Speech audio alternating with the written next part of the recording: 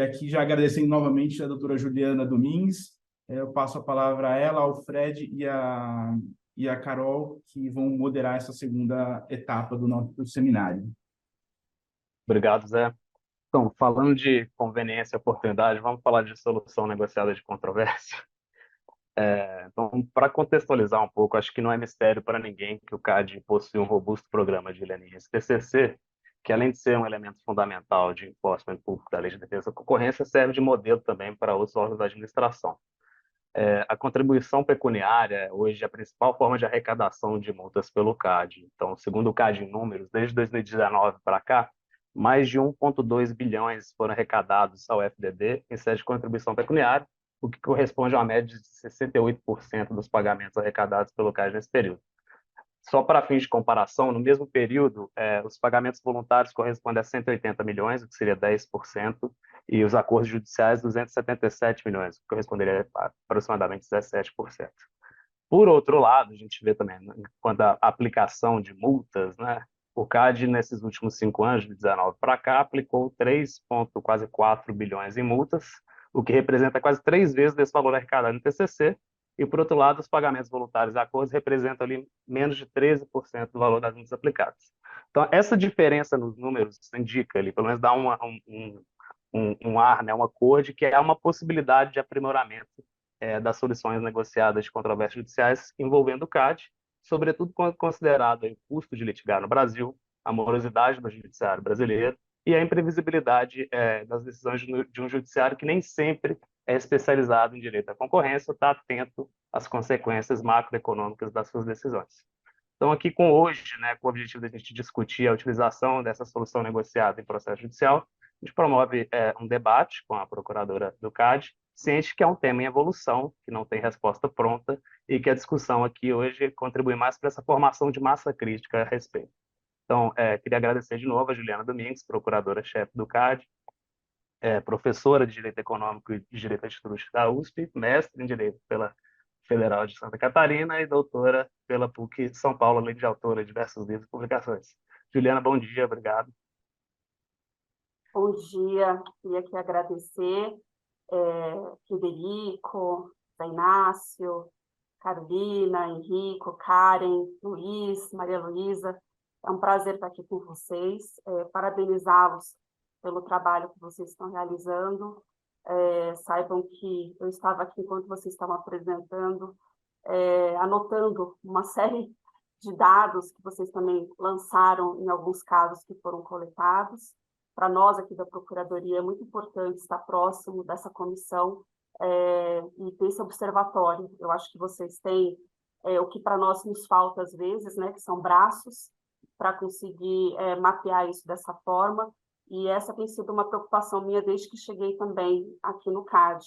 Então, quando cheguei na Procuradoria, senti também falta de a gente ter aqui um instrumental mais robusto, né, para esse tipo de mapeamento, tanto que o CAD hoje está no Sapiens, que é um sistema da AGU, que o CAD não adotava, né, com uma regularidade que nós precisávamos para ter esses dados extraídos de uma forma rápida. Eu descobri quando cheguei, né, que esse sistema existia, né, porque eu fiz muitos trabalhos sempre no SEI, mas nunca no Sapiens, e agora nós usamos os dois sistemas. E essa mudança de cultura também precisou do engajamento de todos que trabalham na Procuradoria, e graças a Deus eu estou muito bem amparada, né, com uma equipe muito preparada, muito técnica. Eu falo que a nossa Procuradoria, até queria que parabenizar, acho que o Zé Inácio que usou o PFE-CAD, a gente usa Procad, né, a gente está trabalhando há mais de 20 anos aí com esses temas, mas eu também tenho aqui tomado esse cuidado para cada vez mais estar próxima à PGF, à AGU, porque também a PGF e a AGU evoluíram muito ao longo dos anos nesse tema que nós vamos tratar hoje, que é um tema que envolve consensualidade, envolve também uma fotografia que nós não tínhamos há muito tempo, né, que é um volume cada vez, eu falo que crescendo numa progressão geométrica diante de uma equipe que não cresce, né, compatível aí ao volume das ações que nós temos. Então, nós precisamos realmente pensar em alternativas. O CAD está vivendo uma outra fase, né? Então estamos aí com um CAD que cada vez mais, né, tem sido tema também do judiciário, um judiciário não especializado, como vocês colocaram, que eu acho que essa é uma preocupação de todos. Acho que o que vocês apresentaram só de uma fotografia relacionada à questão do tabelamento de preços já nos mostra, né, o ambiente de insegurança jurídica para os administrados e também para a própria autarquia, e por isso que também uma outra meta dessa gestão tem sido essa aproximação com o Poder Judiciário. Acho que vocês viram, né, o resultado inicial com aquela recomendação do CNJ, que eu falo que aquilo, se teve um efeito prático, o maior efeito foi lembrar que o CAD existe, que existe uma Procuradoria Federal especializada e que nós precisamos dialogar, porque sinaliza de uma forma muito negativa você ter tribunais regionais tomando decisões tão diferentes em temas que são o tema do dia a dia aqui da autarquia federal, né? Então, a mensagem passada ela tem que ser uma mensagem de segurança, ainda que seja, eu falo assim, ainda que não seja a esperada tanto por vocês ou como pela autarquia, a gente precisa ter precedentes, nós precisamos ter uma sinalização de uniformização desses entendimentos, e eu acho que até o final, pelo menos da minha gestão, vocês vão ver aí pelo menos as sementinhas plantadas junto às escolas da magistratura, junto à AGU, PGF, eu dei aula, né, para a escola da AGU também, nesse sentido de ter sempre essa capacitação daqueles que fazem parte da Procuradoria Federal nas regionais, né, porque elas nos auxiliam em muitos casos, já tem um trabalho sendo feito nos tribunais superiores, em que nós temos o envolvimento já direto da PGF, e essa aproximação, naturalmente, ela vai ser cada vez maior, para que a gente tenha mais força para atuar nesses casos, que são casos complexos, mas que são casos do dia a dia de vocês. Então, é muito gostoso poder falar com o IBRAC, porque eu estou falando com um público super especializado, tá, Frederico? Então, eu fiz toda uma introdução aqui, mas primeiro para parabenizar o trabalho, dizer que a gente está aqui de portas abertas também para que vocês possam fazer outras apresentações, mostrar os dados que vocês estão coletando. Isso funciona para nós como uma massa crítica. E estou aberta a ouvir as perguntas que vocês têm a fazer, que a gente tem aqui, acho que 1h25, pelo que eu estou monitorando, de conversa. Não, com certeza. E sim, a finalidade agora dessa sessão aqui do evento é justamente ser de frente com o IBRAC, né? Então a gente vai ser bem conversa, a gente inclusive convida os demais aqui a mandarem no Q&A perguntas, né? Porque é a hora de tirar dúvida, mas como eu falei, né? Formação de massa crítica.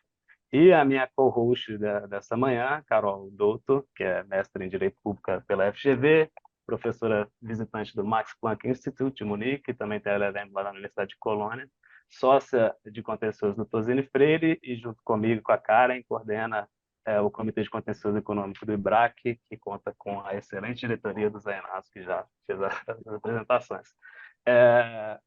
Não vou passar o meu mini CV, não, gente. Todo mundo aqui que eu estou vendo me conhece. Quem não conhece, eu até ia falar para vocês, gente, eu estou ficando um pouco envergonhada. Às vezes pegam para aqueles currículos que ficam na página do CAD, começam a ler e não param, a gente não precisa disso, né? Uma linha de CV tá bom.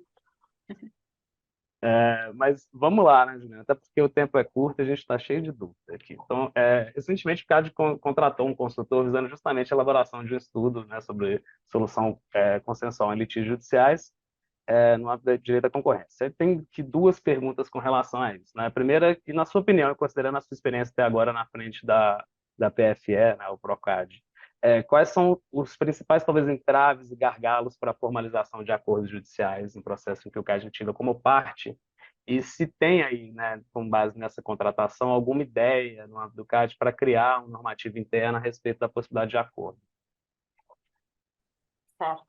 Eu acho que vocês tocaram nessa pergunta em vários aspectos aqui que são importantes para nós, né? Então, o primeiro diagnóstico que eu tive ao negociar tentativas, né, ou inícios de conversas para um eventual acordo, foi que não temos um procedimento formal para isso, né? Então, tudo acontece muito casuisticamente. E pode ser que isso tenha funcionado por muito tempo, porque nós também não tínhamos um volume tão grande e porque, temos que olhar para trás, o tema da consensualidade não é um tema que nós tratávamos no início das atividades do CAD e muito menos nas nossas formações jurídicas, né? Pelo menos da minha parte, eu posso dizer isso para vocês com total tranquilidade, que eu acho que sistemas de métodos adequados de solução de litígios passaram a se tornar cada vez mais importantes quando você vê os dados do CNJ e os dados de judicialização. E, por outro lado, o segundo diagnóstico foi, ao fazer essa aproximação com a PGF, com a AGU, e vendo os dados do contencioso, hoje a nossa coordenadora aqui de contencioso veio, né, de uma coordenação nacional, então ela tem uma experiência muito grande, né, a Bruna, mas puxando esses dados, observar que o tema da consensualidade também tem sido levado, né, pelos advogados públicos em outras esferas, inclusive em outras procuradorias. E aí você tem um espaço, Frederico, que é um espaço que nós precisamos explorar, né, que é esse espaço de se chegar a uma solução quando você tem litígios que, infelizmente, né, aqui, e até fazendo utilização do termo do nosso ex-coordenador, são verdadeiros esqueletos no armário, né? Então, você tem casos que, assim, nasceram, cresceram, se desenvolveram, já tem 20 anos, né?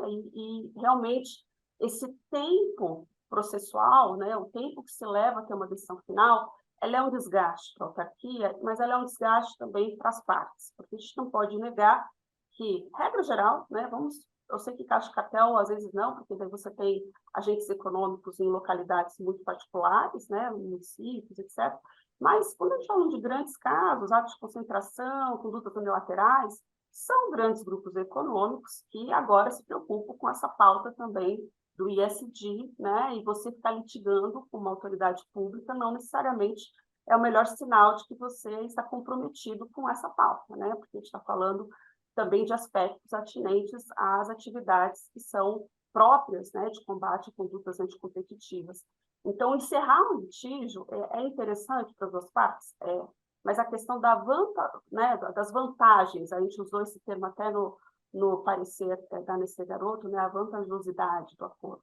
Ou seja, quais são as vantagens para as partes? Porque para você chegar num acordo tem que ser vantajoso para as duas, né? É o que nós vimos também na mudança cultural, quando nós tivemos aí um volume grande de empresas buscando acordos de leniência. Então, ali se via, né, pelo menos para o leniente, vantagens, e para a autoridade também, em garantir imunidade para poder ter uma instrução processual melhor. Então, com relação à resolução desses litígios, né, o que para nós é importante? Pensar nesses aspectos de economia processual, economia de tempo, dos recursos, obviamente, passar um sinal de que o enforcement está sendo realizado, então, vantagens têm que ser claras também para o CAD. E o que eu percebo, primeiro, como a maior parte, acho que, do grupo, né, vocês estão no contencioso aqui do IBRAC, mas a maior parte do grupo dos advogados que são atuantes nessa área já há muitos anos, também não estavam acostumados a negociar acordos, a não ser esse tipo de acordos, né, de PCC, leniência, mas não acordos judiciais. Então, acho que a gente está passando por uma mudança cultural. E o que nós estamos buscando aqui com base num estudo, que é um estudo técnico, porque é via PNUD, né? Acho que vocês viram quem foi selecionado, é uma pessoa que já teve experiência também, né, com os temas de concorrência, mas que hoje está muito mais focado em mediação e entende muito de métodos adequados de solução de litígios. Aliás, gente, nós recebemos aqui belíssimos inscritos, foi uma seleção difícil de ser feita, porque realmente os inscritos eram muito qualificados para esse projeto. E a ideia é partir desse benchmarking que está sendo feito, né? Então, o diálogo está sendo feito com todos os stakeholders, e foi muito aberto para a gente poder também olhar para dentro e ver o que nós podemos fazer para criar um pacote de incentivos para que essas negociações ocorram, né, e que tenham um final feliz, vamos dizer assim, porque também existe todo um esforço, né, engajado numa negociação, pensando realmente que nós temos aí recursos humanos escassos, né, para que se chegue no resultado. Então, eu sinto muita falta, e posso abrir isso para vocês, nas propostas que chegam, começam muito etéreas, começa assim muito... Não temos nem parâmetro primeiro estabelecido, né? Parece que os advogados também chegam muito no escuro conosco, tentando achar um caminho, mas não chegam com propostas sólidas para que a gente consiga avançar de uma forma mais rápida numa negociação. Então, essa fluidez, né, e o fato de não termos, e tudo corre, obviamente, aqui confidencialmente, né, a gente toma todo o cuidado para isso, mas não ter parâmetros cria também, acho que, para o outro lado, né, para vocês, essa incerteza com relação de como começar a conduzir uma negociação com o CAD. Então, acho que a partir desses produtos, podemos ter um resultado muito melhor no sentido de, primeiro, nos capacitar para esse tipo de negociação, né? Então, uma negociação implica necessariamente todos vão ter que ceder alguma coisa, né? Então, acho que esse já é um ponto. Primeiro, acho que a mensagem é estamos abertos para isso, porque sentimos que há um espaço muito grande a ser preenchido. Então, a gente fez aqui um levantamento, para vocês terem ideia, até 2022, de 2018, pegou só 5 anos, né? De 2018 a 2022, nós só tivemos 37 propostas de acordo. É muito pouco, pensando que nós temos praticamente 3 mil ações em curso. Tá. Né? Então, acho que, primeiro, abrir esse espaço para conseguirmos aí avançar, né, nesse debate conjunto, deixar realmente, acho que isso fica como eu diria que não só como um parâmetro para que se possa formalizar também, né, como você faz esse acordo. Eu fiz isso também na Senacom, tá? Nós mudamos isso também em termos de negociação de acordos administrativos, à época que eu estava como secretária nacional do consumidor, e eu vi o quanto isso era importante, inclusive estabelecimento de prazos. Né? Se a gente não tem prazo, eu falo assim, a gente está negociando um acordo há 3 anos, né? Então, assim, está quase o tempo do processo, né? Não é também essa a ideia. Então, acho que isso vai ser bom para todos. E eu conto muito com essa participação ativa do IBRAC. Vocês têm uma massa crítica importante, têm o conhecimento das causas e devem entender, né, que como estamos aí no início de uma construção, vocês participarem desde esse início, certamente vai trazer um resultado positivo no que nós estamos esperando, né? Que é aumentar esse número de tentativas e, pelo menos, a busca desses acordos, porque nós conseguimos encerrar demandas que são históricas e que não são boas de lado a lado. Escutando falar assim, gera uma dúvida, mas acho que já tem até a resposta na cabeça. O princípio da indisponibilidade do interesse público é papo do século passado ou ainda é limitado? Não é do século passado, não. É aquilo que a gente aprende no primeiro ano da faculdade, né? Tudo aquilo que não está proibido é permitido. É basicamente isso.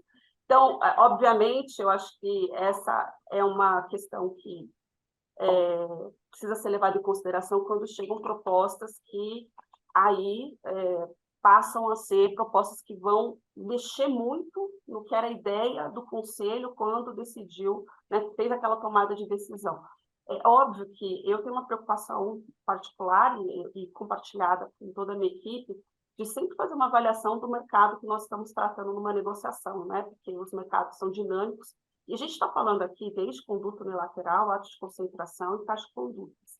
Cada um desses casos são muito particulares. A gente não vai ter uma padronização de negociação devido à complexidade de cada caso, né? Então, a maior parte dos casos que nós temos aqui, deixa eu ver se eu consigo até mostrar para vocês. Vou tentar compartilhar uma tela.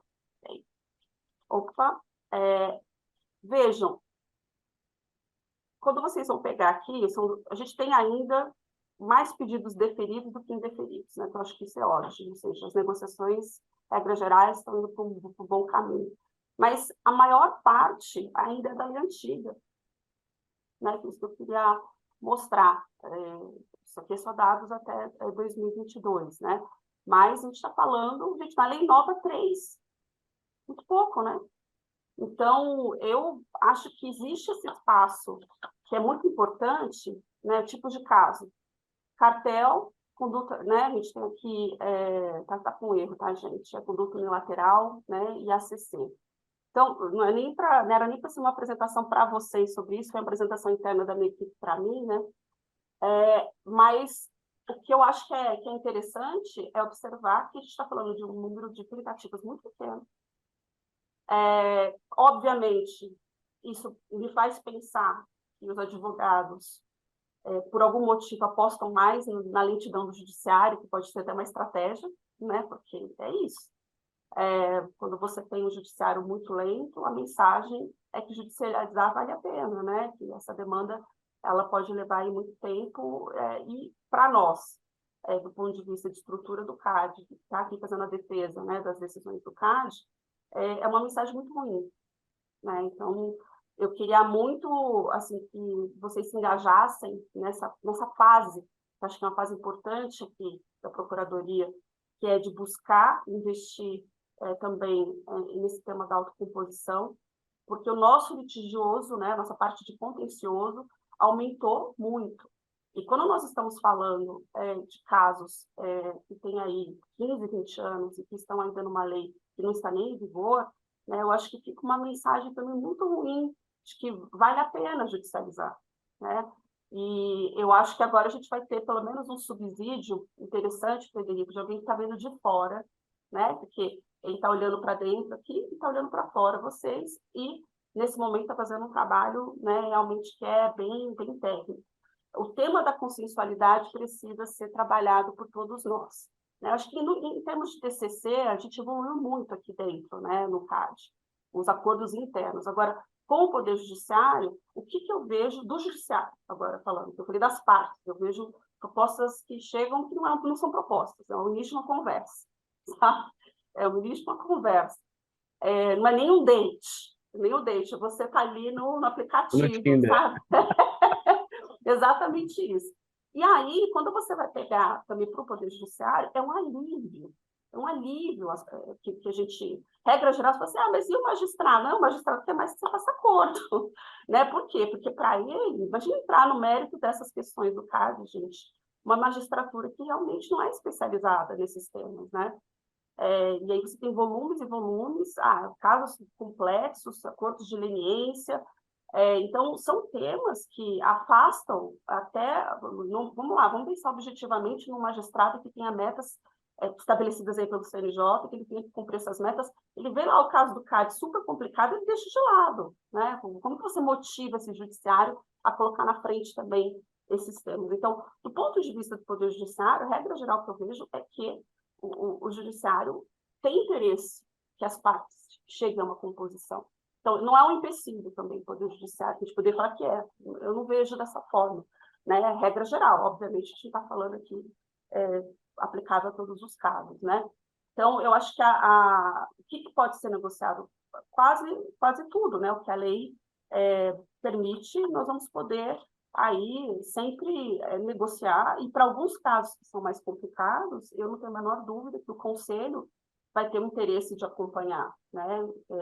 Eu acho que a gente vai ter aqui um espaço interessante também por meio da consultoria, que é passar esse cenário para o Conselho, porque o Conselho está tão focado, às vezes, nos temas, né, nas pautas, natural, essa deve ser a preocupação principal, mas acho que não chega muito assim para você, igual vocês estão apresentando aqui. Eu pedi para o Zé Inácio me compartilhar essa apresentação.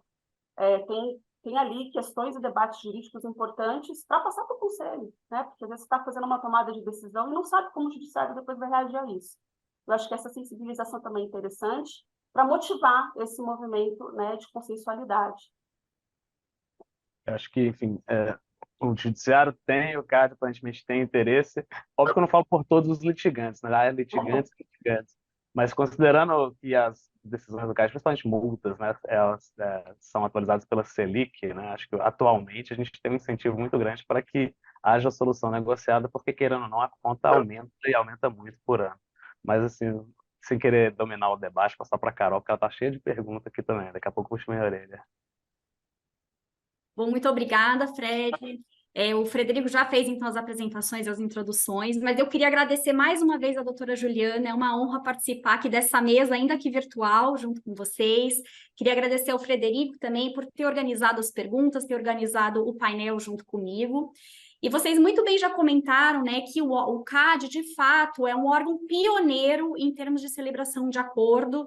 com o particular. Então, o acordo de leniência, TCC, já existem há muito tempo, muito antes dessa questão da consensualidade com a administração pública, de fato, se tornar um debate aqui da comunidade jurídica. Mas, como a doutora Juliana comentou, esse tema, existe uma tendência muito forte, recentemente, de incentivar, de incrementar essa consensualidade. Acho que é uma preocupação não só da Procuradoria do CAD, mas de todas as outras procuradorias. E a gente vê, inclusive, no cenário, que o cenário legislativo tem acompanhado esse movimento. Então, acho que vale mencionar aqui rapidamente a Lei de Mediação do ano de 2015, que dispõe expressamente no sentido de que podem ser objeto de acordo os direitos disponíveis e também os direitos indisponíveis, desde que eles sejam passíveis de transação. Eu acho que vale relembrar aqui também as introduções feitas na LINDB no ano de 2018. Então, foi inserido aqui o artigo 26 nesse decreto-lei, no sentido de permitir a celebração de compromissos com os interessados nos casos de incerteza jurídica ou situação contenciosa na aplicação de direito público.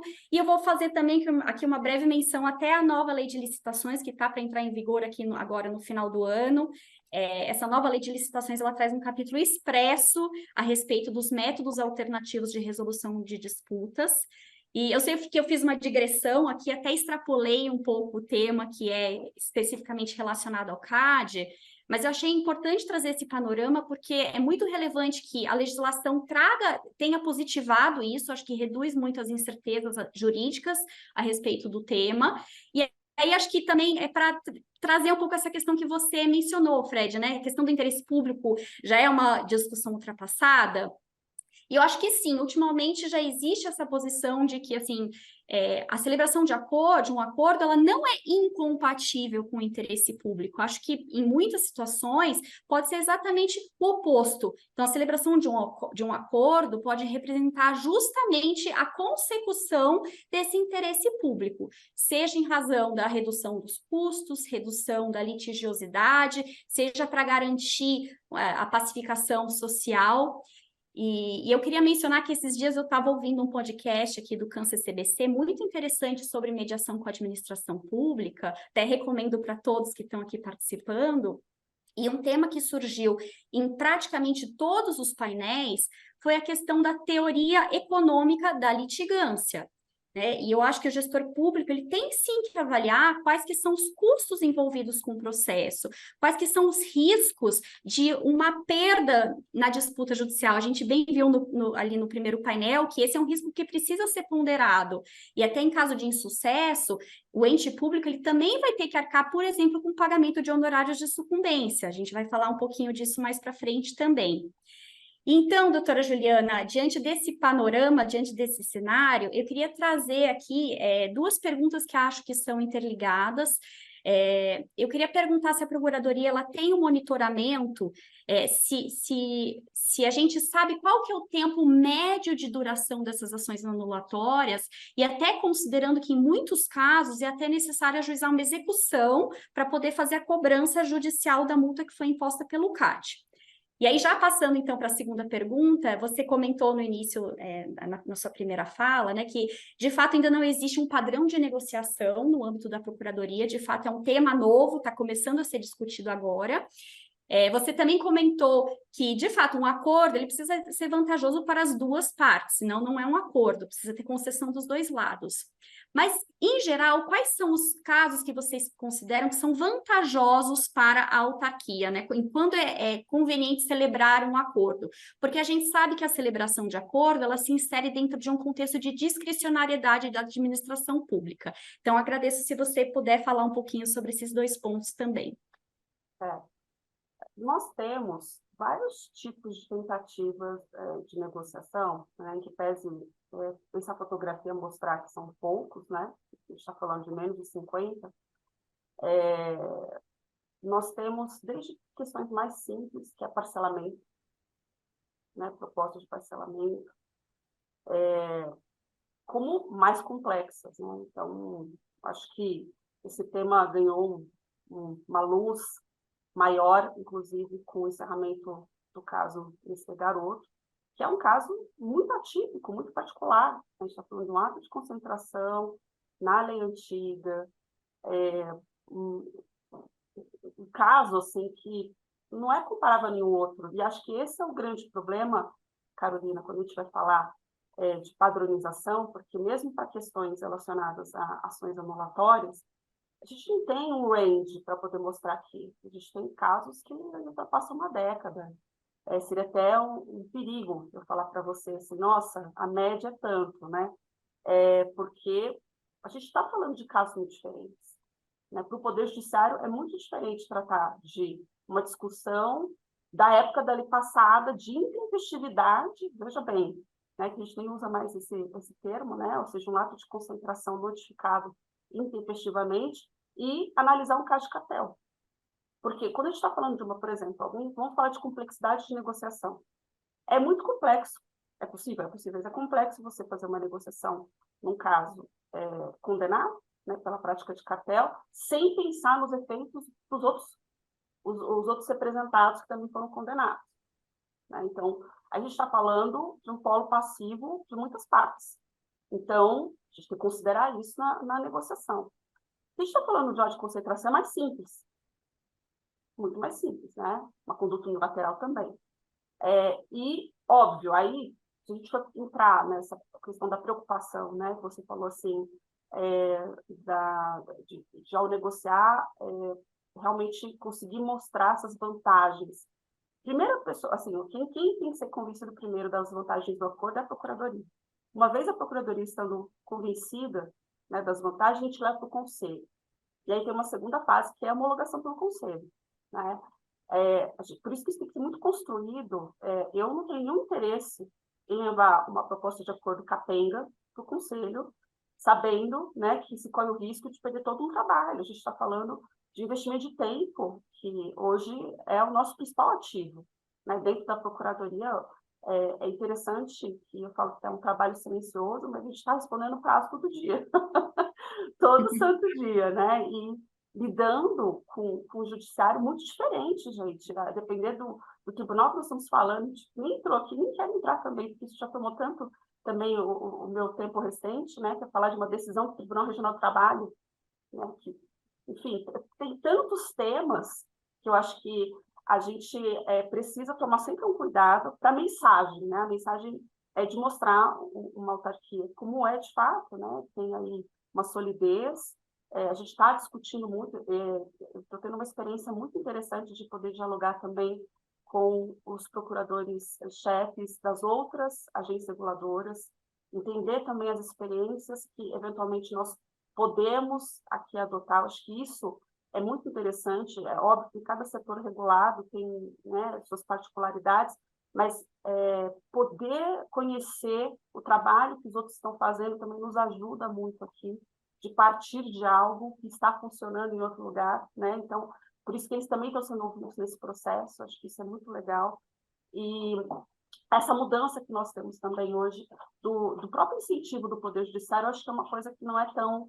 Eu até anotei que eu quero ouvir esse podcast, tá? Da CAN, mas eu acho que agora a gente tem essa questão de poder dialogar com essas pessoas que têm essa experiência, né? Porque eles já fazem isso, né?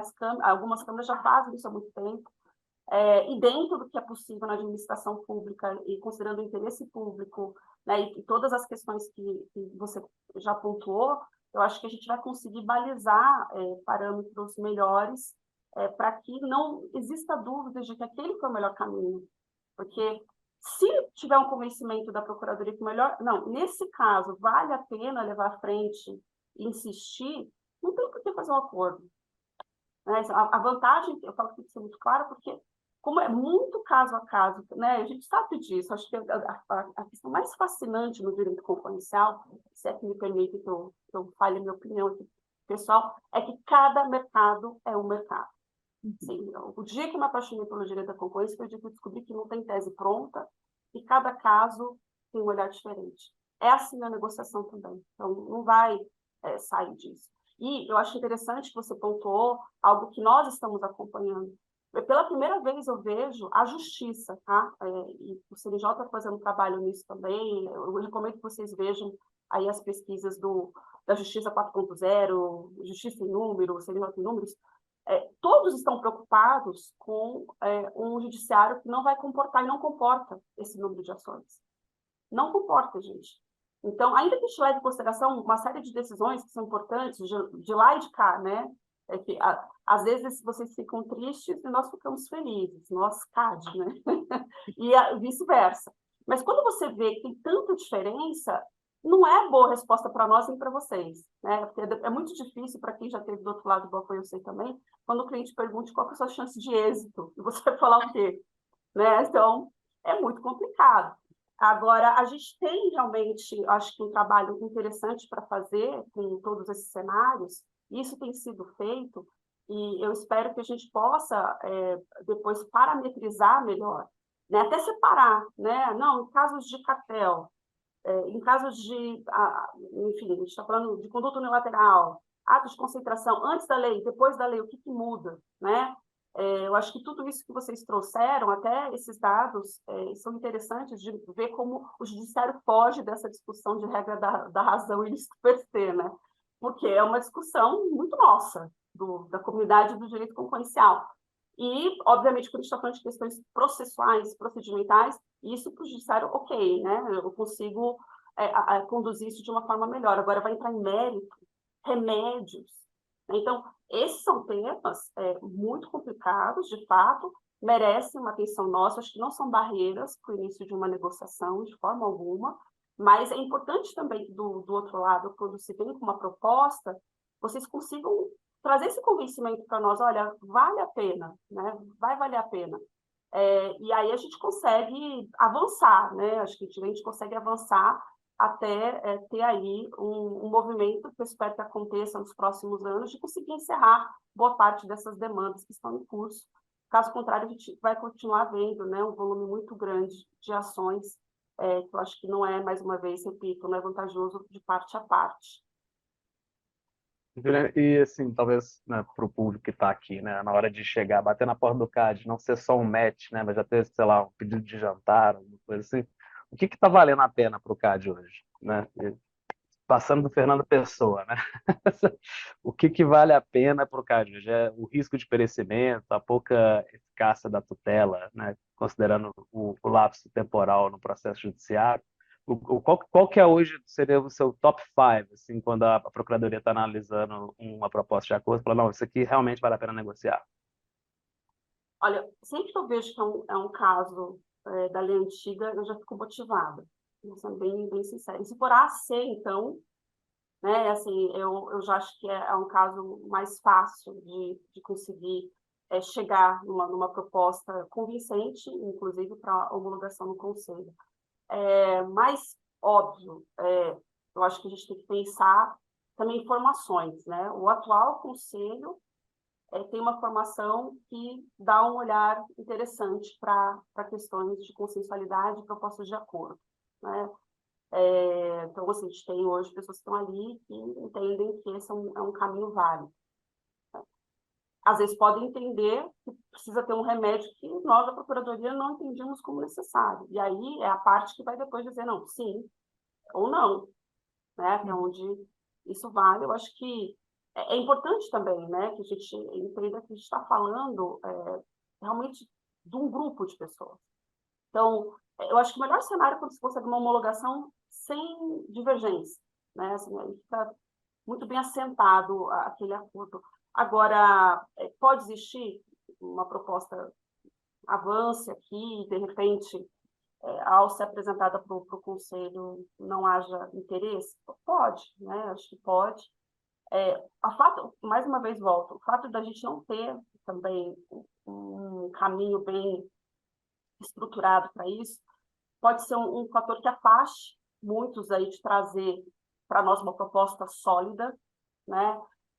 Eu acho que se eu pudesse passar uma mensagem quando vierem buscar um acordo, já cheguem com alguma coisa, assim, já cheguem com alguma proposta, né? Ainda que seja aquela primeira minuta de tantas que a gente faz quando está construindo MOU, sabe? Que seja uma primeira minuta, porque isso nos ajuda. a não perder tempo. A gente está falando de custo de processo, mas também tem esses custos relacionados à atenção dada para cada caso para se chegar no acordo, né? Às vezes, o tempo que se leva num acordo é um tempo muito maior do que a gente continuar peticionando. Então, no fundo, a gente precisa ter essa ajuda da parte, né, com relação até onde ela pode chegar numa proposta específica. Quando eu falei para vocês, são questões mais relacionadas a parcelamento, eu acho que existe uma abertura para poder se tentar, né, chegar a uma proposta mais sólida que tende, né, a ser aprovada pelo Conselho. Aí sempre a gente tem como uma base de que vocês vêm buscar um acordo com boa fé, né? Então essa é uma premissa que é adotada aqui. A gente vai receber sempre muito bem e ouvi-los atentamente. Agora, a gente tem, Frederico, que avançar nessa questão aí da apresentação. Acho que a apresentação de propostas mais sólidas sempre tendem a acelerar esse processo, sabe? Acelerar o processo para chegar, poxa, agora sim temos aqui um acordo que tem boas chances de ser homologado. Um avanço muito grande seria nesse sentido, né? De todos chegarem aqui bem preparados, já com uma primeira reunião. Isso já ajuda bastante a Procuradoria. Posso te dizer que sinto falta e acho que seria um bom caminho, uma melhor prática, né, a ser aí adotada por todos que têm interesse em buscar um acordo com a Procuradoria. Uma mudança de mindset, né? Desde que a gente bate na porta do CAD para negociar um TCC, então, são alguns passos atrás, né? Então vamos discutir ali base de cálculo e tudo mais, e aqui no Judicial a gente já tem algo mais bem delimitado. Carol. Bom, você comentou, doutora Juliana, essa questão do parcelamento da multa, né, que, em princípio, a Procuradoria está aberta a discutir essa questão. E eu queria trazer aqui um outro ponto, você comentou também a questão dos remédios, a gente sabe que o CAD, em determinadas circunstâncias, além da multa pecuniária, pode impor também remédios estruturais e comportamentais, em face do particular. Então, estamos falando aqui, por exemplo, publicação do extrato da decisão em jornal de grande circulação, medidas de desinvestimento, cisão de sociedades, proibição de participação e licitação, por exemplo. E o que a gente vê é que, em algumas situações, essas penalidades acessórias, né, esses remédios, eles podem até ser até mais gravosos para a empresa do que a própria multa. Então, por exemplo, uma empresa cujo faturamento dependa de forma significativa de contratações com o poder público, por exemplo. É claro que essa sanção de proibição de licitar pode ser fulminante para a empresa, pode levar à falência da empresa. Então, às vezes até tem questão reputacional também, publicar em jornal de grande circulação, extrato da decisão, por exemplo, muitas vezes a empresa quer evitar esse tipo de repercussão na mídia. Então, eu queria fazer essa pergunta e queria entender qual que é a abertura da Procuradoria do CAD para negociar esses remédios comportamentais e estruturais. E até considerando que um remédio estrutural, por exemplo, ele pode fazer sentido no momento da decisão condenatória do CAD, mas pode se tornar completamente inócuo daqui a 10 anos, por exemplo, ou pode se tornar muito mais gravoso, dependendo da alteração que aconteceu no mercado. Então, se você puder falar um pouquinho sobre esse tema também, eu agradeço.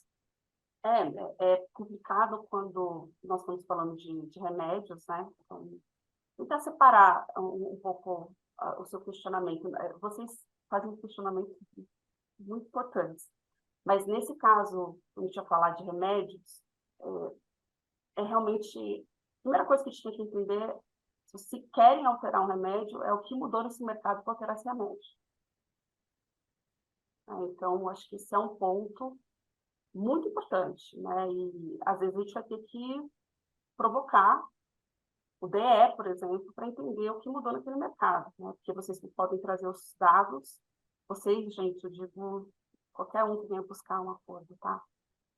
Podem trazer dados do mercado que são ali, né, costurados e desenhados dentro do grupo econômico da empresa que representam, mas isso precisa ser validado internamente de alguma forma. A Procuradoria do CAD não faz análise de mercado.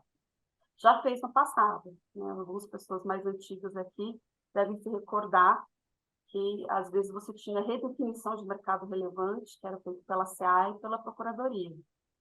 Isso nos primórdios, né, da Lei 884 de 94. A opinião da Procuradoria é muito jurídica, né? Eu falo que é como se fosse o jurídico mesmo aqui para dar essa segurança, né, para a autarquia.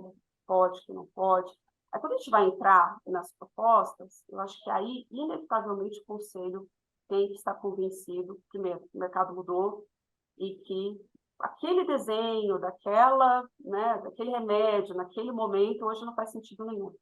Isso pode acontecer? Pode, porque as dinâmicas de mercado não são previsíveis, né?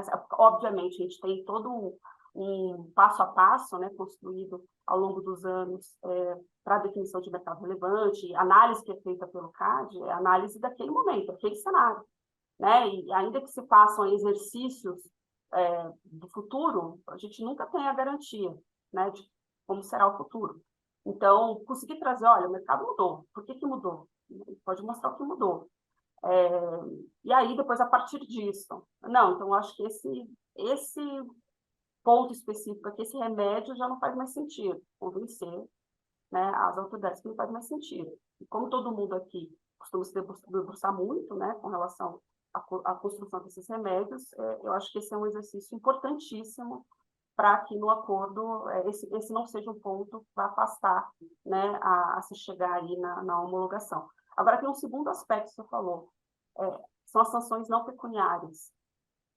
E aí, inclusive, a gente está com outro projeto aqui na Procuradoria, né, do PNUD, em curso, que é sobre aquele Cadastro Nacional de Defesa do Consumidor, que é previsto na legislação e que até hoje nós não construímos um mecanismo para ele, né? Então, inclusive, discutir a viabilidade dele e o benchmarking também com relação a isso, e mudou tudo, né? Porque a gente está falando agora de um cenário que a gente tem proteção de dados, tem cadastro positivo, enfim, a gente tem uma série de questões que o consultor está se debruçando, também é possível experiente, para poder trazer para nós subsídios, para a gente poder ou não fazer uma proposta, né, de como regulamentar isso, como fazer isso, né? Mas por que isso é importante? Porque quando a gente está falando hoje de quanto a imagem de uma empresa, né, impacta no valor das suas ações, vocês sabem o quanto que isso realmente hoje é um tema, né? O fato de você ter, às vezes, uma sanção não pecuniária que tem um impacto nessa imagem é muito maior e mais importante, né, para aquele grupo econômico, para aquela empresa, do que a sanção pecuniária.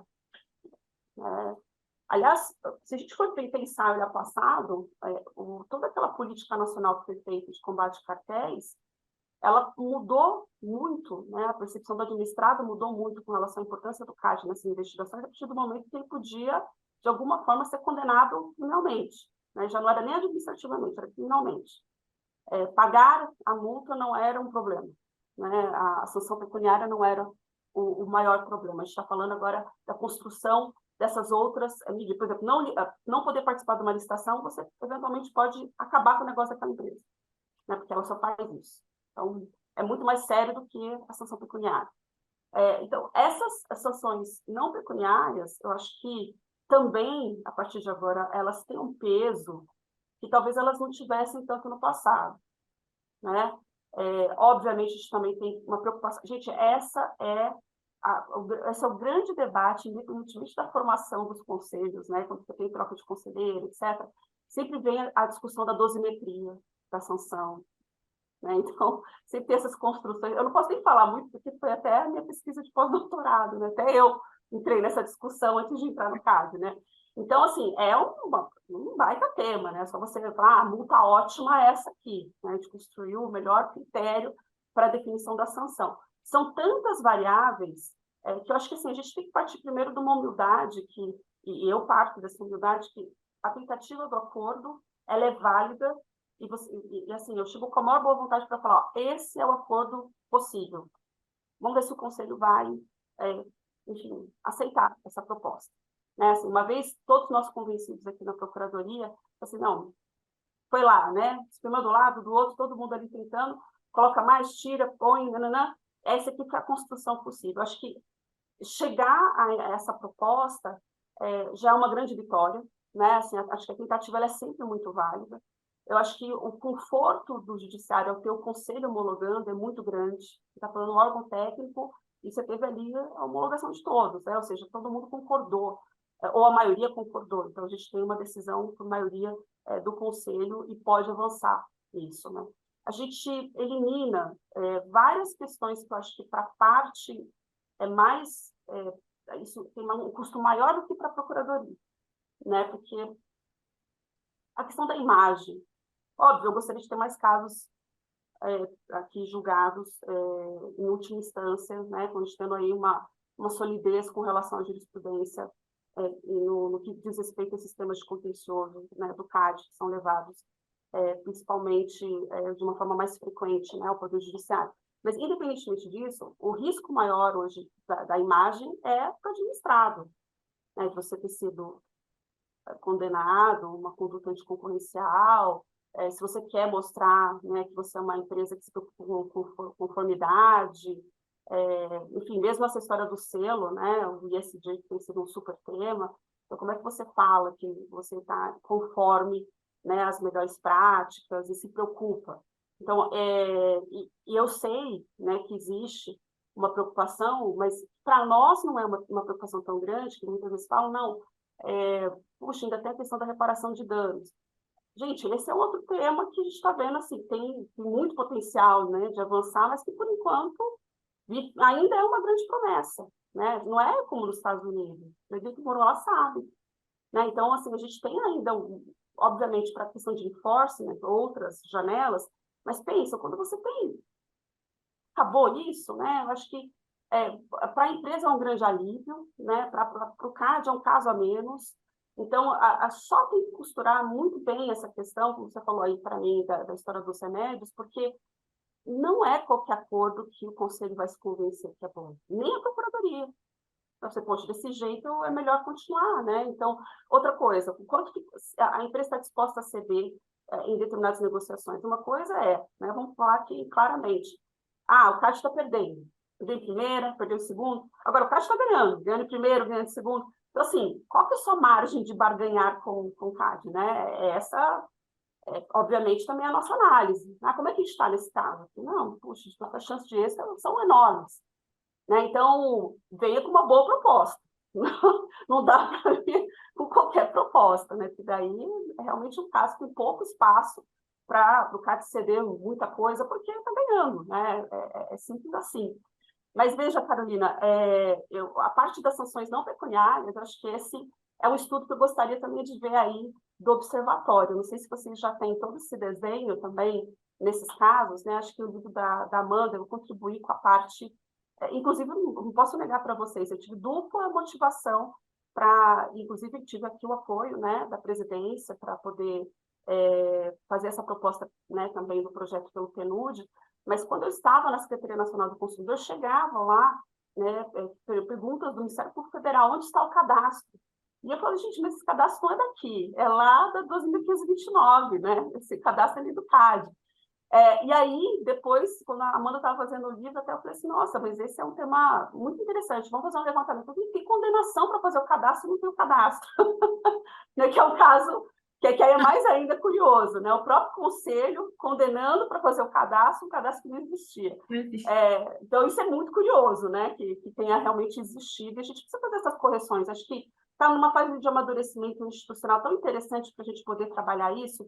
E, a meu ver, esses temas que estão no judiciário são super temas para se acompanhar. Eu acho que eles vão nos trazer cenários importantes, inclusive para o CAD olhar para dentro. Né, que é hora de você olhar para como que o judiciário está reagindo ao que nós estamos fazendo aqui. Acho que esse é um trabalho importantíssimo para a gente fazer o tempo todo, e eu espero ter respondido de alguma forma a sua questão, porque eu fui aqui abrindo outras janelas também nessa conversa, que para mim é uma conversa, né? Eu estou falando com especialistas e eu aprendo muito com vocês também. Obrigada aí por perguntar. A gente que agradece. E, assim, o que eu concluo disso tudo que a gente tem falado até agora é que realmente cada caso é um caso. E vai depender muito da proposta que é efetivamente formulada pela parte. E aí, doutora Juliana, eu queria fazer uma pergunta que diz respeito especificamente à Procuradoria, que é a questão dos honorários de sucumbência, né?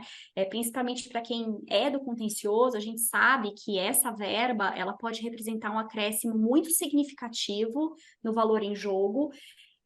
O Código de Processo Civil estabelece uma forma diferenciada de fixação de honorários de sucumbência para os casos em que a Fazenda Pública é parte, então ele prevê diferentes faixas, diferentes porcentagens que variam de acordo com o valor envolvido na demanda. E eu queria te perguntar qual é a abertura da Procuradoria do CAD para negociar a respeito dos honorários de sucumbência. E essa abertura, ela é diferente a depender do estágio do processo judicial? Assim, claramente você também já me avançou na resposta, né? Como a questão é caso a caso. Então, vamos lá. A depender da situação, por exemplo, a gente tem uma situação, teve um acordo e não teve condenação, né? Então, cada um arca com a sua parte. Então, a gente tem ali uma questão proporcional, né, entre as partes. Agora, é interessante, né, porque quando a gente também está negociando valores, pode ser uma questão de reajuste. Eu gostaria que fosse feito cálculo com a incidência menos onerosa, etc. O honorário sempre vai seguir o principal. Né? Então, e parcelamento, parcela honorário também. Então, a gente vai seguindo ali. É tudo muito proporcional. Eu acho que essa é uma discussão que, obviamente, importa para muitos. Né? Eu sempre brinco aqui até na Procuradoria, né? Porque a AGU também recebe, né, os honorários confidenciais, mas eu não recebo nada, né, gente? Porque eu não sou da AGU. Então... mas, sendo bem sincera, eu vejo muita racionalidade na forma que isso é negociado. Então, a gente tem, enfim, já falando uma questão que vai envolver deságio, então também tem que ser proporcional. Então, há uma proporcionalidade, né? Eu acho que há uma proporcionalidade nesses casos de negociação. Vocês devem ter visto isso no parecer que a gente fez, por exemplo, no caso da Nestlé, né? Então, a ideia é que isso não se torne um entrave para esse processo todo que está sendo construído aí, de pavimentação, de um desenho mais estruturado, para desde o início até o fim. Eu acho que é tão importante a gente ter uma transparência, né, assim, com relação ao modus operandi, né, de como começa, termina, qual é a obrigação de quem está ali no papel de negociador. Eu acho que até a questão do tempo é muito, muito importante. Isso era uma coisa que eu sentia muita falta, né, quando eu fui DPDC e depois Senacom, por isso foi reconstruído ali um normativo de negociação, né? Porque, assim, não, se abre para negociação e não tem fim. Não, peraí, tem que ter um fim. Né? Então, assim, apresentou proposta, contra-proposta, a gente tem que começar e terminar, né? Acho que isso traz para nós também o aspecto que é importante de celeridade processual, que é um princípio administrativo. A gente está negociando administrativamente, gente, tem questões assim do direito administrativo que eu acho que a gente precisa atrair mais para essa prática, né? Eu acho que a gente vai conseguir, pelo menos, espero eu até o ano que vem, deixar esse caminho melhor aí construído para aqueles que querem buscar um acordo com a autoridade. Eu acho que a consciência também, né, do papel daquele que está fazendo o papel do negociador é determinante no sentido de trazer para a autoridade a convicção, conseguir mostrar essas vantagens do acordo para nós, pensando também nesses cenários que eu acabei de dizer, que é o estado do processo, o risco, né, o risco de perder ou ganhar, vou querer negociar remédios, convencer dessa mudança desse mercado, né, para você poder ter essa análise do conselho. Eu acho que a gente vai ter uma oportunidade, não sei, talvez de poder mapear melhor os casos mais fáceis, né, porque eu acho que esse é um papel também da gente ter os subsídios da consultoria. Assim, o que é mais fácil aqui para a gente avançar para uma negociação?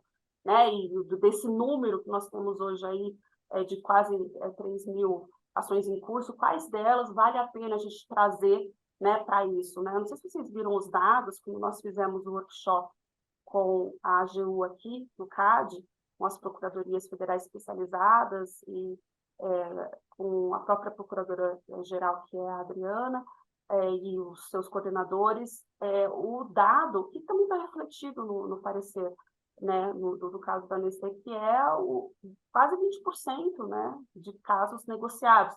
Mas eles têm muitas demandas repetitivas em alguns casos, a gente está falando de INSS e tal. Então, no CAD, a gente sabe que a gente não precisa ter uma meta, né, para tanto que a gente tem que... Mas eu tenho certeza que nesse número de ações que nós temos, que é um universo muito grande, tem muito espaço, né, e talvez a gente não tenha trabalhado tanto nisso no passado, porque a gente estava em outra maturidade institucional, né, porque os temas de contencioso realmente não eram os temas que eram, a gente estava ainda debatendo, né, os acordos de leniência, marker, coisas nesse nível, e agora a gente está falando do pós-decisão, que pode ser muito pior, né, a gente vai pegar o tempo, não vai ter, gente, caso, graças a Deus não, né, a gente já pegou casos históricos aqui, né, de 10 anos de instrução processual, mas vamos pegar, né, um caso de AC, né, imagina, um ato de concentração, que, sei lá, foi aqui analisado em meses, de repente você tem no judiciário anos, né, não é vantajoso realmente de continuar numa negociação como essa,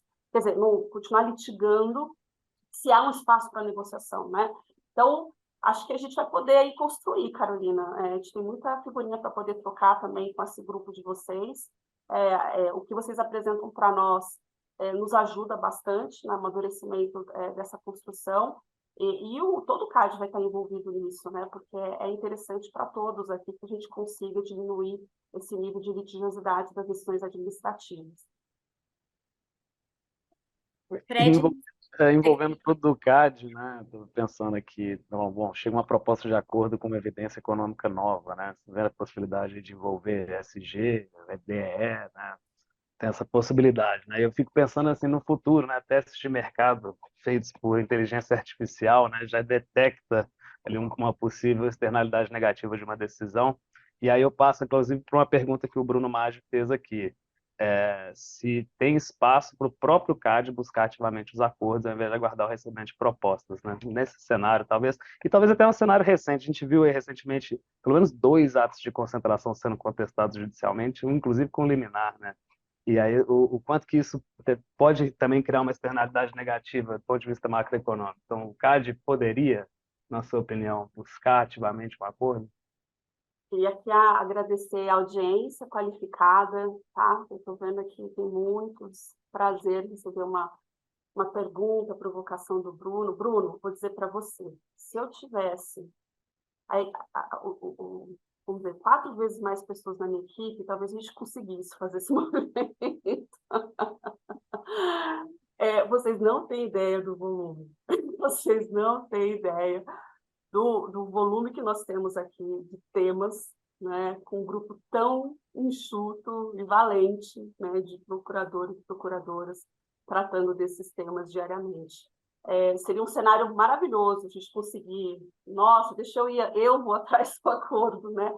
Mas nesse momento não tem estrutura, né? Pode ser, a gente pode pensar, né? Sempre, como não havia no passado, que a gente falava, né?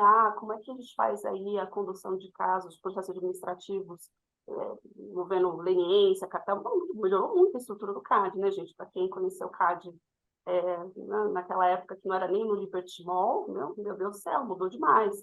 Mas, ou da extinta SDE, né? Você tem muito mais estrutura. Ainda assim, se vocês forem perguntar, tenho certeza, se tivesse o Barreto e perguntasse para ele vai falar, a gente tem pouca estrutura lá na SG, porque tem muitos casos, né? Então, é o mesmo drama que nós temos aqui, né? Assim, eu não acho que existe um movimento também da SG ficar buscando TCC. Mas, assim, não é por falta de vontade. Talvez em caso de conduta unilateral. Então, é difícil, né? Você pensar assim, a gente, como os temas, eles são muito dinâmicos, intensos, os prazos são curtos, né? Principalmente quando a gente fala aqui de contencioso.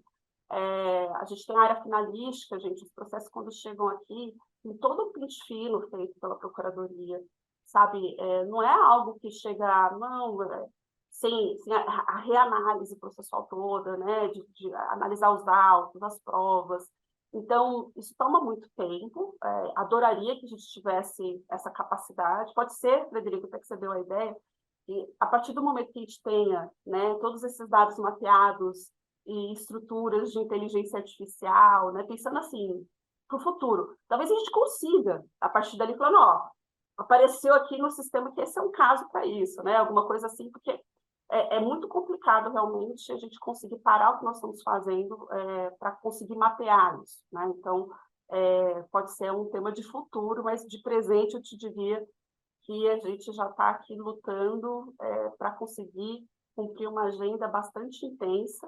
Vocês fizeram aqui comentários, né, sobre eu aceitar falar aqui com vocês. Na verdade, eu adoro poder atender os convites, mas, gente, é impossível. Eu fico muito constrangida com as negativas, porque a gente não consegue, né? Tem que ter aí o tempo para... Fala assim, a gente tem que cuidar da lojinha, né? Então, tem que ficar dentro da lojinha para isso. Mas vamos pensar em temas de futuro. Quem sabe a tecnologia nos ajude a isso, né? Ah, certamente. E eu queria... Oi, Fred, desculpa. Não, pode falar, Carol. Não, eu queria, pelo menos do meu lado, para arrematar, eu confesso que eu estou, inclusive, bastante curiosa para ouvir a fala da doutora Juliana a respeito da mediação. A FGV, inclusive, lançou um estudo no meio desse ano, que foi feito com 7 das principais câmaras de mediação atuantes no país, e dessas 7, pelo menos 5 já intermediaram algum conflito envolvendo a administração pública. Então, eu queria ouvir, doutora Juliana, se existe o interesse de submeter eventuais conflitos à mediação, principalmente em casos mais complexos e mais sofisticados, ou, por exemplo, quando o valor da multa é mais significativo. Bom, a gente vai entrar, então, voltar um pouquinho, né, no tema da disponibilidade. A gente está falando, né, de temas que podemos abrir para uma mediação ou não. Eu acho que tem um espaço que vai ser aí, pelo menos, trabalhado, né, nessa consultoria, inclusive em mediação. Né? Quando a gente fala de métodos autocompositivos, envolve a mediação. Eu não vejo como uma não possibilidade. Hoje, você falaria para mim, não, eu acho que é possível, mas a gente não tem também parâmetros para como fazer isso e quais são os temas que a gente pode fazer isso. Né? Eventualmente pode ser um caminho, a gente está aprendendo, inclusive, com os nossos colegas das outras procuradorias, e analisando nos temas que eles lidam com a mediação, né, quais eles entendem que realmente a gente tem uma segurança jurídica e a gente está preservando, mas eu vejo como um tema a ser pensado também, né? Eu acho que o fato da gente poder ter esse subsídio de uma consultoria vai nos trazer um pouco mais de clareza sobre como a gente poderia conduzir isso. Então, eu não vejo como eu falei, não vejo como um empecilho, mas a gente tem que primeiro traçar bem as bases de onde isso poderia funcionar e como também seria recebido. Né? Não sei como seria recebido por vocês, que estão do outro lado. Um pouco... bom, eu gosto muito do tema de mediação, tá? Então, particularmente no consumidor, funciona super bem. Agora, no antitruste é uma outra história, né? Até pela complexidade de muitos dos casos. Então, a gente vai ter que trabalhar com isso de uma forma mais cautelosa também, para ver quando pode ser feito e quando não vale a pena. Né? Legal. Tem mais uma pergunta aqui da Mônica Costa, então, sobre criação de parâmetros para os acordos, né? Como seriam, né? Como seria o procedimento de acordo?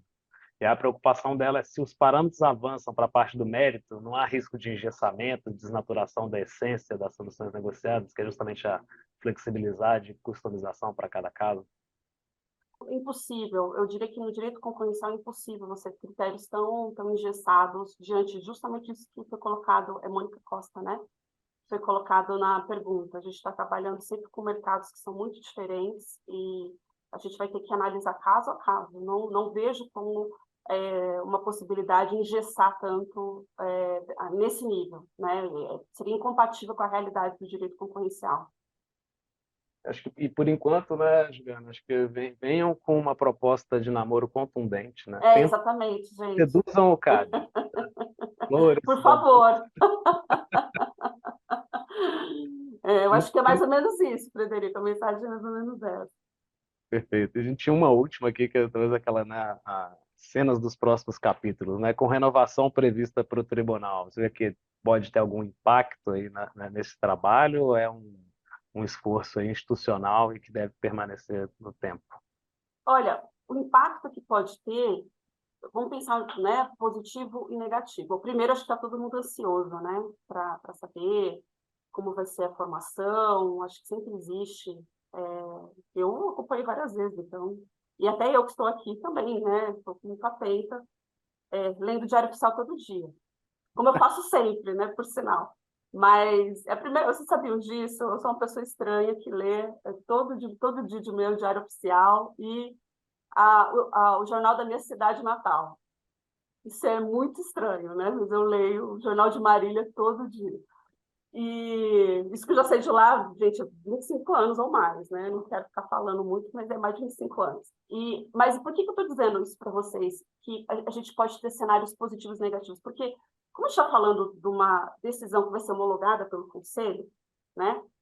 A gente tem que ter pelo menos uma maioria que seja favorável a acordos. Agora, pode ser que alguém chegue aqui com aquela... Até vamos pensar nos economistas, né? Porque sempre tem uma formação que compõe também com o economista. O economista não está acostumado a lidar com o judiciário. Nenhum. Quer dizer, com raras exceções, aqueles são peritos, etc., mas não litigam. Muitas vezes não têm noção desse tempo. Sinceramente, vai depender muito, e acho que esse é o papel da Procuradoria, né? Várias vezes a gente já sentou aqui com o Guilherme, com o economista-chefe, com o conselheiro Braga, para mostrar os cenários processuais. A gente tem que mostrar. Né? Eu acho que, racionalmente, ainda que chegue alguém que não esteja habilitado ou que esteja habituado, melhor dizendo, habituado com soluções negociadas, com métodos autocompositivos, a gente tem um trabalho muito importante que é apresentar os benefícios. Mais uma vez, é um processo de convencimento. Pode ser que a gente tenha conselheiros que já cheguem aqui muito favoráveis, né, a essa pauta de consensualidade. Aliás, vocês estão vendo isso, né, no PCU, na CGU, né, quando a gente tem mudança de governo, também às vezes tem isso. Então, acho que é muito interessante, bom, como também, né, como eu falei, quando eu passei pelo Ministério da Justiça, também, essa era uma pauta para nós, trabalhar com métodos autocompositivos. E como eu disse, faz muito sentido no direito do consumidor. Né? Nos mutirões de renegociação, nossa, gente, resultados maravilhosos. E no antitruste a gente não quer fazer mutirão de nada, né, gente? Não tem como, né? Até pela complexidade de todas essas demandas. Mas eu acho que, no caso, convencer, né, os novos integrantes do Conselho, apresentar, que é o papel nosso, apresentar o que a Procuradoria faz, quais são os temas que nós temos, né? E nos seminários internos nós apresentamos, né, as propostas, nós discutimos, tem esse nível de transparência também, com relação, principalmente casos que são negociados, de levar o conselho para mostrar essas vantagens, as eventuais desvantagens, os riscos que nós temos, como a gente está posicionado no Poder Judiciário naquele debate específico. Eu acho que toda mudança gera aquele friozinho na barriga, né? E como advogada, eu já testei muitas teses quando mudava conselho. Vocês também provavelmente farão isso, né? De testar, ver como que o conselho vai reagir a algo que você já tinha conhecimento que o conselho anterior era contra, né? Ou era a favor. E no caso de negociações, eu acho que se tivermos um conselho também mais habilitado a entender o que as propostas de remédios representam, né? E quanto que essas mudanças de cenários podem impactar em desenhos de remédios do passado, a gente vai conseguir avançar até mais rápido, né? Vai depender muito desse nível de maturidade de quem vai chegar aqui e como que eles enxergam o próprio Poder Judiciário. Mas o que eu posso garantir é que dentro da Procuradoria nós vamos estar, assim, acolhedores, né? Mostrando o que cada um faz, que a gente tem diferentes coordenações, quais são as atividades, quais são os temas mais sensíveis, quais são os casos que a gente está ali acompanhando, né, bem de pertinho, que tem que dar aquela atenção especial, porque pode criar um precedente que tem um impacto muito grande. Então, acho que isso tem que ser compartilhado sempre. Eu tenho, sempre que a gente chega a ter uma decisão que é sensível para o CAD, eu compartilho imediatamente, né, com o presidente, com os conselheiros, para a SG, para o Ministério Público. A gente precisa ter esse cuidado na informação, né, para que eles também acompanhem conosco esses temas que têm impacto para toda a autarquia. Perfeito. Eu tenho mais uma antes de... Bom, pelo menos eu li as que tinham no Q&A, mas não sei se quem está aqui tem alguma pergunta a fazer. Eu tinha mais uma última. Oportunidade, né? Assim, a gente estava te ouvindo falar, então assim, não, o CAD está aberto a fazer acordo, mas qual que é a ocasião melhor, considerando a sua limitação de recursos, né? Porque a gente tem aquela audiência ali no início do processo de conciliação. E assim, nos últimos que eu participei, a Procuradoria foi contra, falou que não tinha interesse. Então é melhor vir com o contrato de namoro antes na Procuradoria, ela faz o requerimento e explica melhor, ou também aí existe a possibilidade de fazer essa mediação perante o juiz? Eu acho que, principalmente a gente está falando de casos que foram julgados recentemente, né? Então, assim, com pouco tempo de uma decisão recente do CAD, não que não exista espaço, porque, como eu disse, espaço há, inclusive, né, pensando que a gente está falando aqui desde, né, rediscutir algum aspecto, há questões de valor, de parcelamento, enfim, uma série de questões. Mas é aquela história, quando você acabou de ter uma decisão administrativa, o que levaria, né, o CAD ali naquela, né, falar, não, quero fazer um acordo, né? Você acabou de ter decisão. Acho que essa percepção, o momento de fazer, eu acho que assim, se você já tem uma boa proposta, e nós já vimos também, quem já chegou, já encerrou ali mesmo, né? Já quis, porque é uma decisão muito, muito particular, né? Às vezes a empresa fala, não, eu não quero ter nenhum passivo nem com CAD, eu não quero nada, né? E já resolve, mas resolve sabendo que ali naquele momento, porque não tem porque o CAD, você entrar numa barganha com o CAD, né? Porque o CAD está ainda, digamos, naquele momento muito forte na negociação, né? Tudo vai depender do que se quer negociar. Acho que assim, o que se pretende negociar. Às vezes chegam, gente, propostas que, eu não vou dizer que são indecentes, que seria muito pejorativo, mas propostas que não fazem muito sentido, né? Então, esse cuidado também tem que ser levado em consideração, de que a gente vai ouvir a proposta, mas algumas não fazem realmente nenhum sentido para a autoridade, e diante disso, né, a gente acaba, infelizmente, seguindo no litígio, né? Então, qualquer momento pode ser apresentado? Pode. Agora, como eu falei, olhem como vocês estão posicionados naquele momento processual. Isso, acho que a maior clareza que nós temos é que no momento em que você tem a decisão do CAD sendo confirmada, o espaço para isso existe, mas é um espaço que é mais estreito do que quando a gente tem ali um tema que, né, balança para os dois lados no Poder Judiciário. E não deixe, na verdade, né, que a questão de também, não, eventualmente eu quero tentar um acordo e eu não tenho certeza como vai ser recebido, etc. Mas, assim, tentar o acordo, todos estão aqui, né? Nós estamos abertos a ouvir as propostas que seguem, e a gente vai ser o mais pragmático possível no sentido de dar a resposta, né, que cabe naquele momento para aquela determinada situação e para aquele determinado caso. Na minha visão, acho que a audiência de conciliação ali, ela vai ser sempre inócua, se a gente pensar que pelo arranjo que a lei faz para o acordo com o CAD, ele precisa da proposta da Procuradoria, validação do Ministério Público Federal e aprovação do plenário. Você não vai conseguir isso numa audiência de conciliação. Talvez a mensagem que fica hoje é assim, olha, na conciliação pode não acontecer, mas estamos aqui abertos para seguir o procedimento, né? Porque é ele que garante que o interesse vai prevalecer, né? Eu acho que não se pode partir do pressuposto de que não há espaço por conta dessa primeira, né, tentativa de conciliação que ela acaba sendo muitas vezes até pro forma, né, Federico? Não tem muito avanço ou espaço para isso, mas não é algo para ser considerado como uma mensagem negativa para a tentativa de forma alguma. E nada impede que as partes também apresentem uma petição conjunta pedindo a suspensão do processo por X dias, por exemplo.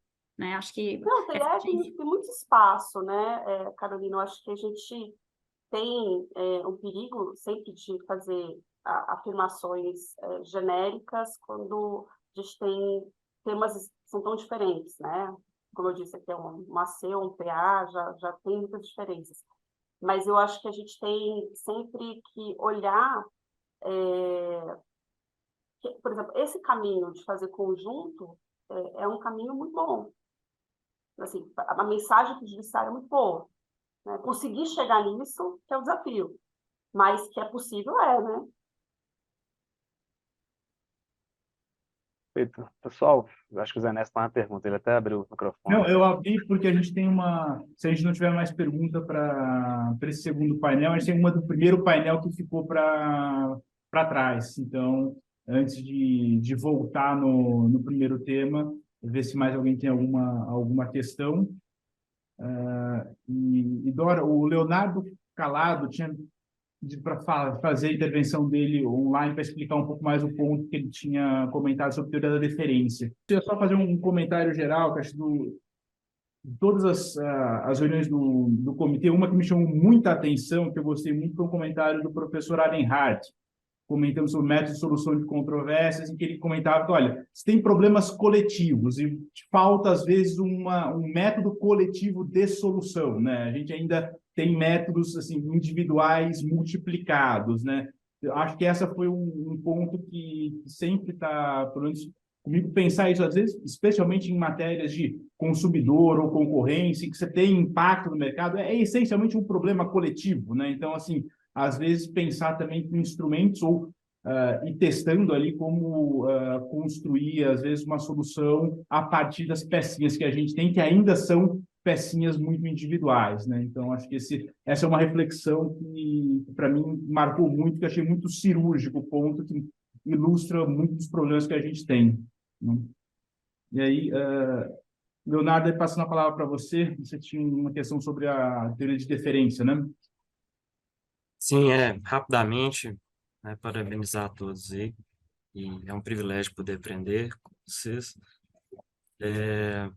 E é só mesmo para acrescentar, nós tivemos um caso aqui no escritório que a sentença de primeiro grau, nós tínhamos uma decisão absolutória do juiz penal que a fundamento da decisão afastava ele estude, ele inclusive comentava as provas de combinação que realmente não existia, era uma alegoria, e elas não induziriam de forma alguma, não houve paralelismo, inclusive a própria sentença fala que não houve paralelismo, e assim, a própria sentença disse, olha, eu não estou utilizando a interdependência das instâncias, estou entendendo no caso concreto que pelos motivos da decisão e o quadro probatório é idêntico, né, o CAD só utilizou a prova emprestada, ele entendeu que num juízo de proporcionalidade as decisões, né, do Estado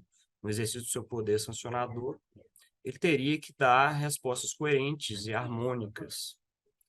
Só nesse sentido é bem interessante esse caso, ele utilizou inclusive o artigo 35b da 8884, não me lembro bem ao certo, mas e a decisão foi o parâmetro utilizado foi inclusive um recurso especial do ministro Napoleão do STJ, né, que é um caso de processo disciplinar e tudo. Mas eu compartilhei aí a RESP, nós estamos aí agora pedindo para que seja ouvido.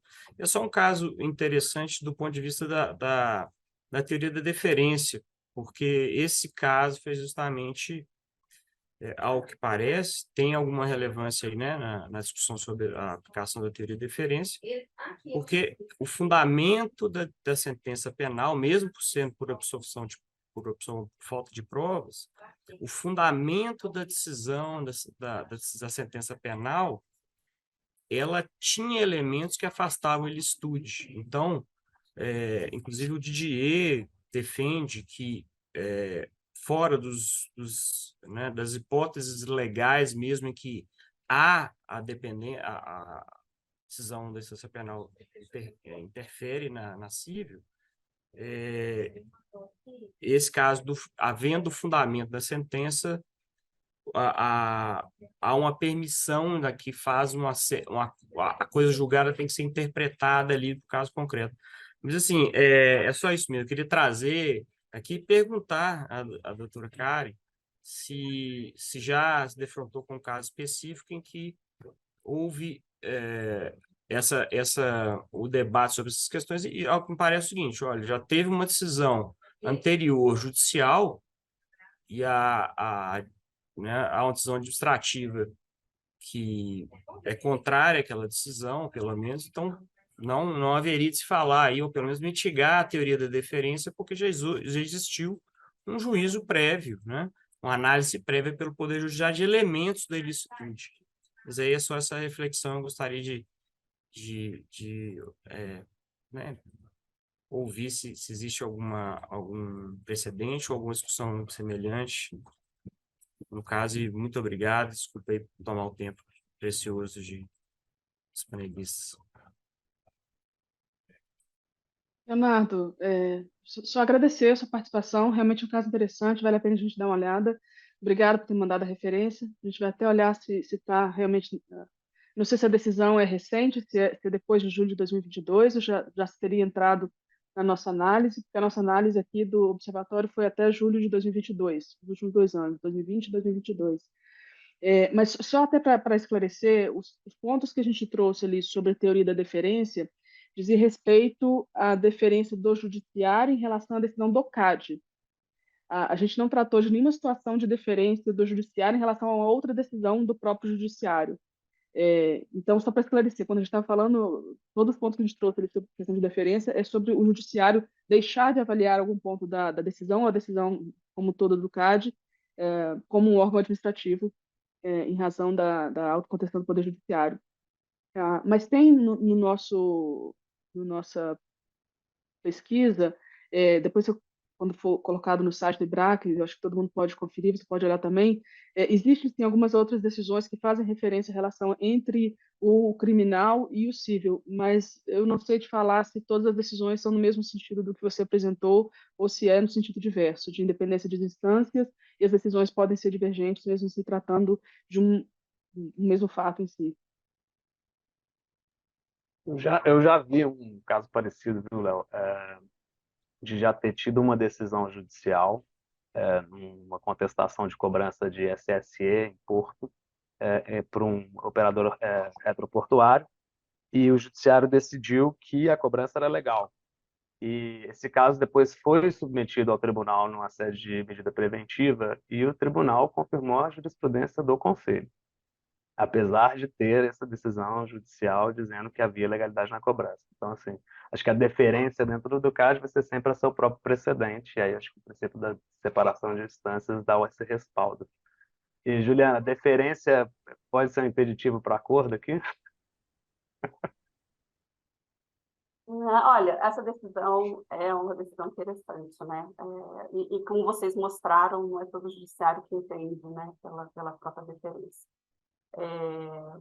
Eu adoro andar com essa decisão embaixo do braço, mas a gente tem espaço para acordo mesmo com esse entendimento do Fux, que eu acho que foi importante, é importante, né? Também para atrair um olhar para a tecnicidade dos temas, mas não é isso que impede na negociação.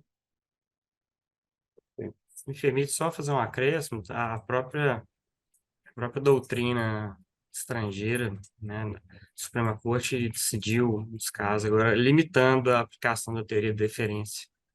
E isso é bem discutido no direito antitruste e no direito administrativo estrangeiro. Mas muito obrigado mais uma vez. Legal, gente, acho que não tem mais perguntas e não temos mais tempo também. Então, queria agradecer a todos aí pelo tempo. Tivemos uma audiência que cresceu e agora está diminuindo porque também a hora do almoço já chegou, né? Só está com fome. Mas muito obrigado, Juliana, Carol, todos os demais aqui presentes. Acho que foi uma manhã de grandíssimos debates aqui, de novo, né? Formando massa crítica para o que há por vir aí. E, não, sem pressão nenhuma sobre o FALEC, né? Sim.